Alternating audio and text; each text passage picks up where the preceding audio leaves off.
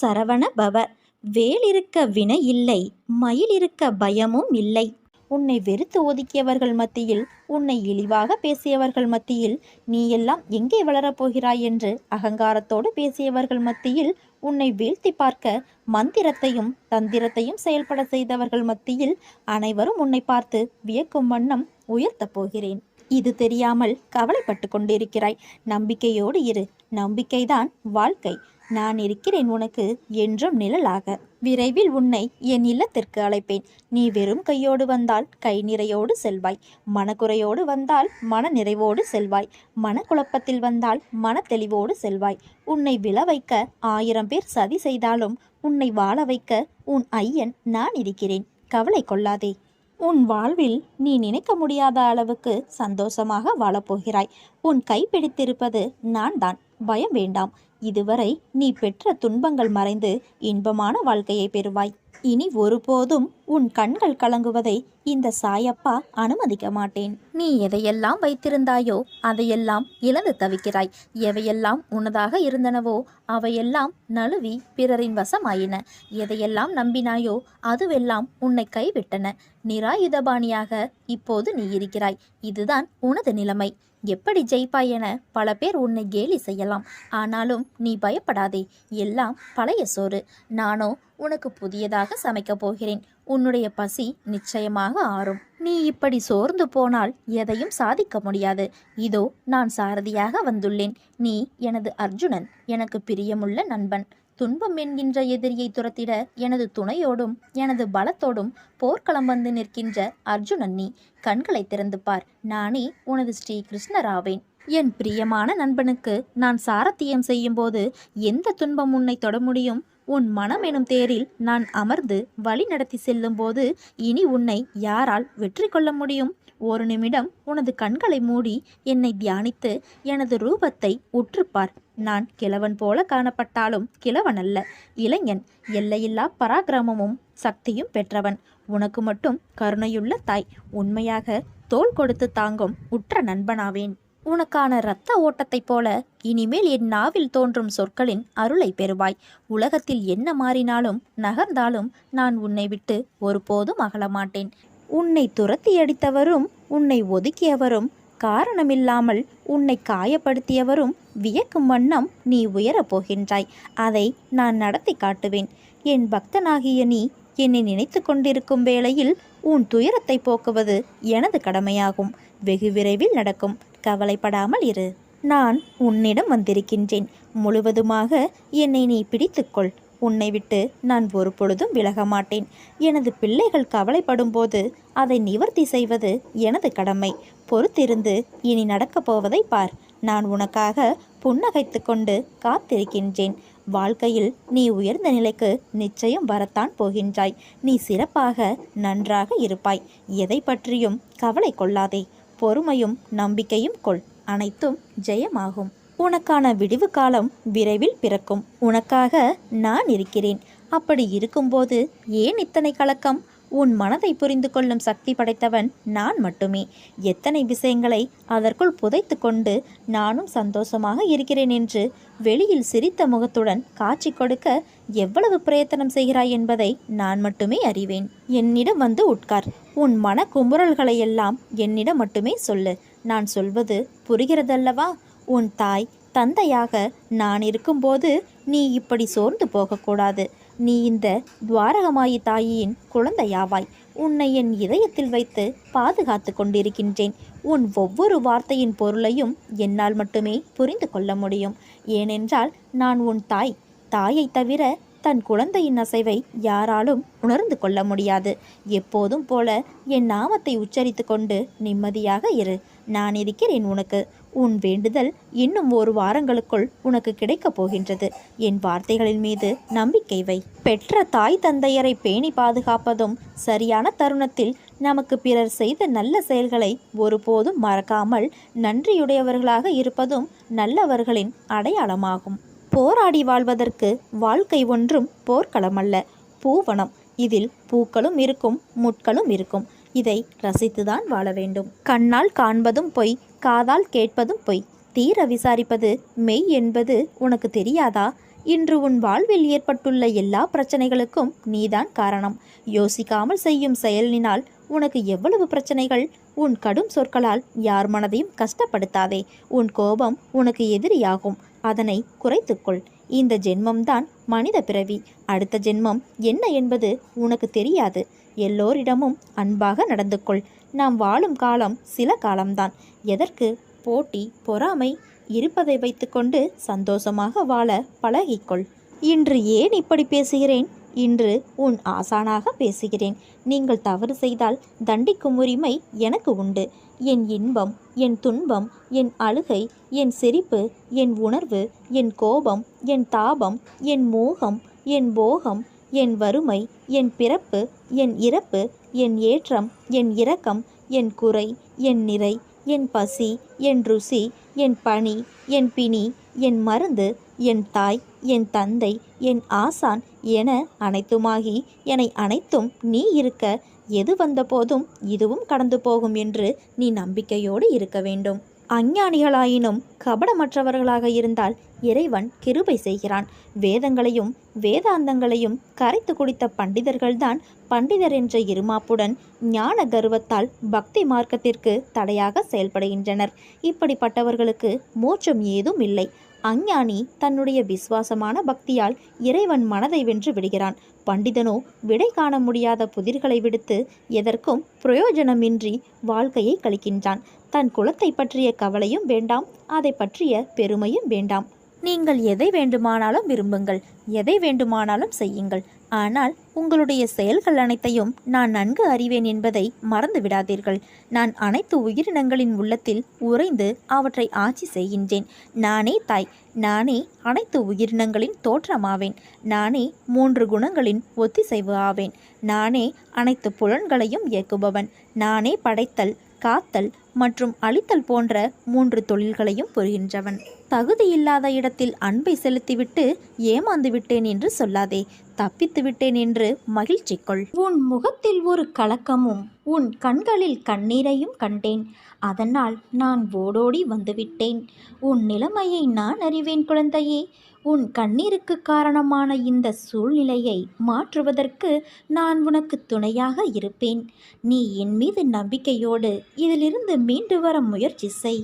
யார் எதை வேண்டுமானாலும் சொல்லட்டும், நீ கவலைப்படாதே. அவை அனைத்தையும் நீ காதில் மட்டும் கேட்டுக்கொள். ஆனால் எக்காரணம் கொண்டும் நான் வாழ்க்கையில் தோற்றுவிட்டேன், அதனால்தான் எல்லோரும் என்னை வசைப்பாடுகிறார்கள் என்று மனதில் நினைத்து கொள்ளாதே. இவ்வுலகில் நிலை என்று ஒன்றுமே இல்லை.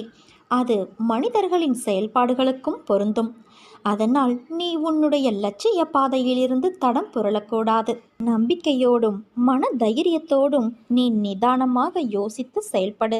இந்த உடல், மனைவி, மக்கள், மனை, செல்வம், வாழ்க்கைதான் நிரந்தரம் என்று நினைக்காதே குழந்தையே.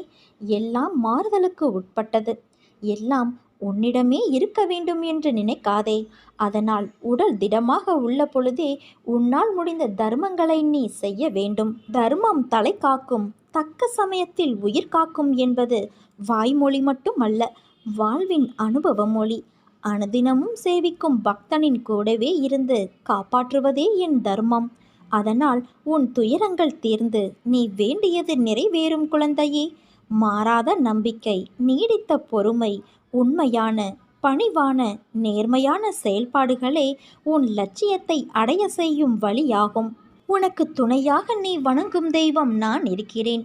நிழலாக என்றும் இருப்பேன். நீ செல்லும் இடமெல்லாம் நான் இருப்பேன். உனக்கு எல்லா சூழ்நிலைகளிலும் நான் துணை நிற்பேன் குழந்தையே. என் வார்த்தைகள் மீது நம்பிக்கை வைத்து செயல்படு. மீதியை நான் பார்த்துக்கொள்கிறேன். ஏன் இந்த ஆவேசம் உன்னிடம்? நீ சந்திக்கும் பிரச்சனைகளை நான் வேடிக்கை பார்த்து கொண்டு இருக்கிறேன் என்று நினைக்கிறாயா? என்னை நினைத்தாலே உன் கண்முன் நான் தோன்றுவேன். நீ அழைக்கும்போது நான் உன்னிடத்தில் இல்லாமல் இருப்பேனா? உன் சூழ்நிலைகள் உன்னை நிலை தடுமாற வைக்கின்றது. ஏதோ எண்ணங்கள் உன்னில் வட்டமிட்டபடி சுற்றி கொண்டு இருக்கிறது. புத்தியும் மனமும் நேராக இருந்தால்தான் எண்ணங்களும் சிந்தனைகளும் தெளிவாகும். நாம் செய்கின்ற காரியத்தின் அசைவுகள் என்னவென்று புலப்படும். புத்தியும் நிலையான நல்லதில் நிற்கும். மொத்தத்தில் வாழ்க்கை அழகான நிம்மதியின் பூங்காவனமாய் அமையும். உன்னிடம் நான் உன் ஆத்மாவாகவே உன்னிடத்தில் உன் மனதில் புத்தியில் வாழ்கின்றேன். நீ எதற்கும் கலங்காதே. உலகத்தில் என்ன மாறினாலும் நகர்ந்தாலும் நான் உன்னை விட்டு ஒருபோதும் அகலமாட்டேன். உன்னில் எப்போதும் நான் இருப்பேன் தங்கமே. நீ ஜெயமாக நல்ல ஆரோக்கியத்தோடு எல்லா செல்வ வளங்களையும் பெற்று சீரும் சிறப்புமாய் வாழப்போகிறாய். கனவிலும் நீ நினைக்காத வாழ்வை நான் உனக்கு அமைத்து தருவேன். நீ என்னை காண வந்தாய், மௌனமாக தரிசித்தாய். ஆனால் எதுவும் வேண்டும் என்று கேட்கவில்லை. உன் கண்களில் ஆனந்த கண்ணீர், மனதில் சிறு புன்னகை. அமைதியாக என்னை பார்த்து உனக்கு என்ன நன்மை எனக்கு செய்ய தோன்றுகிறதோ அதை உன் விருப்பப்படி செய் என்று நீ கூறிவிட்டாய். நிச்சயமாக உன் கனவுகளை நிறைவேற்றுவதில் நான் துணை செய்வேன். அது என்னவென்று நீ கூற வேண்டாம் குழந்தையே. அது விரைவில் நிறைவேறும். அப்போதே நீ அறிவாய். நீ நீண்ட காலம் நலமோடு வாழப்போகிறாய். நீ வாழும் வாழ்க்கைக்கு ஒரு நல்ல அர்த்தம் வேண்டாமா? உன்னை யாரும் பெருமையாக நினைக்க வேண்டாமா? உன்னை விட்டு போனவர்கள் மீண்டும் உன்னிடம் வந்து சேர வேண்டாமா? இது அனைத்தும் விரைவில் நிறைவேறும். ஒரு நாள் நீ சற்றும் எதிர்பாராத விதமாக ஒரு நல்ல செய்தி உன் வாயிற்கதவை தட்டும். எத்தனையோ முறை உன்னை வீழ்த்தி பார்க்க ஆசைப்பட்டார்கள், முடியவில்லை. உன்னை பற்றி இழிவாக பொய்யுரைக்க ஆசைப்பட்டார்கள், அதுவும் முடியவில்லை. ஆபத்து உண்டாக்க நினைத்தும் முடியவில்லை. இதற்கு என்ன காரணம்? உன் கர்ம பலன்களே ஒரு மிக முக்கிய காரணம். நான் உன்னுடனே இருப்பதை மறந்து இது போன்ற செயல்களில் ஈடுபட முயற்சி செய்கிறார்கள். என் அனுமதியின்றி உன்னை தொட முடியுமா? யார்தான் செய்வது? என்னதான் காரணம் என்று யோசிக்கிறாயா? வேறு யாரும் அல்ல, உன்னை சுற்றி நல்லவர்களை தவிர மற்றவர்களுக்கும் நீ இடம் கொடுத்திருக்கின்றாய். இதை தவிர உனக்கு நம்பிக்கை எதிலுமே இல்லை. முதலில் உன் மனதில் இருக்கும் குப்பைகளை மாற்றிக்கொள்ள பழகிக்கொள். பிறகு நடக்கப் போவதைக் கண்டு நீ ஆச்சரியமாக பார்ப்பாய். நான் உன்னை அழைக்கிறேன், விரைந்து வா. நான் அழைத்தால் மட்டுமே உன்னால் வர முடியும். எப்போது உனது காலடி என் இருப்பிடம் தேடி ஓடி வருகிறதோ அக்கணமே உன் கர்ம பலன்கள் விலகிவிடும். உன் கஷ்டங்கள் அனைத்தும் உன்னை விட்டு ஓடி ஒளிந்துவிடும். நல்ல நேரம் ஆரம்பிக்கும். வாழ்க்கையில் உன்னை உயர்ந்த நிலைக்கு நான் கொண்டு செல்லப் போகிறேன் குழந்தையே. உன்னுடைய எல்லா சுமைகளையும் என் மீது சுமத்திய பிறகு மீண்டும் ஏன் அதையே நினைத்து வருத்தம் கொள்கிறாய்? உனக்கு துணையாக நான் என்றும் எங்கும் இருப்பேன். நீ போகும் வாழ்க்கை பாதையில் மிருகங்களை விட மோசமான மனிதர்களை சந்திக்க நேரிடும். ஆனால் அவர்களை கண்டு அஞ்சாதே. நான் அவர்களை பார்த்து கொள்கிறேன். உன் இலக்கை நோக்கி நீ போய்கொண்டே இரு. உனக்கு துணையாக நான் நிற்கின்றேன். உன் மீது வீண் பழி விழுந்தாலும் கவலைப்படாதே. அவர்கள் அனைவரும் உன்னை வீழ்த்த வேண்டும் என்றே நினைக்கிறார்கள். அவர்கள் முன் உன்னை வெற்றி பெற வைத்து கம்பீரமாக நிற்க வைக்கவே நான் இங்கு போராடி கொண்டு இருக்கிறேன். அதனால் நம்பிக்கை இழந்து கலங்காதே குழந்தையே. என்னால் இதை செய்ய முடியாது என்று எந்த ஒரு காரியத்திலும் நீ நம்பிக்கை இழக்காதே. உன்னை வழிநடத்த நீ வணங்கும் தெய்வம் நான் இருக்கும்போது வீணான கவலை எதற்கு உனக்கு? உனக்கு நிச்சயம் வெற்றி கிடைக்கும். உன் அம்மாவாக அப்பாவாக நான் என்றும் துணையிருப்பேன். என் பரிபூரண அருளும் ஆசிர்வாதமும் அன்பும் பெற்ற என் செல்ல குழந்தை நீ. என் தங்கமே, உன்னை கீழ்த்தனமாக நடத்துபவருக்கு நீ நன்றி சொல்லத்தான் வேண்டும். ஏனென்றால் உன்மேல் இருக்கின்ற முன்ஜென்ம கர்மம் என்கின்ற அழுக்கினை அவர்கள் சுத்தம் செய்கிறார் என்பதுதான் உண்மை. இன்னும் சில நாட்களில் அனைத்தும் மாறும். ஏனென்றால் சமீபத்தில்தான் நான் உன்னை சந்தித்து அதை உன்னையும் உணர வைத்து உனக்கு ஆசி வழங்கியிருக்கிறேன். யார் உன்னை வெறுத்தார்களோ, யார் உன்னை உதாசீனப்படுத்தினார்களோ, யார் உன் நம்பிக்கையை கெடுத்தார்களோ அவர்களின் தலைக்கணம் இன்னும் சில நாட்களில் மண்ணோடு மண்ணாகிவிடும். அவர்கள் முன் நீ மேன்மேலும் வளர்ச்சியடைந்து உன் வாழ்வில் வெற்றி பெறப்போகிறாய். கவலைப்படாமல் இரு. உனக்கு துணையாக நான் இருக்கிறேன். கோபம் வேண்டாம் குழந்தையே. உனக்கு வரும் அனைத்தையும் நீ வணங்கும் தெய்வமான நானே ஏற்பேன். என் அனுமதி இல்லாமல் உனக்கு எதுவும் நடக்காது.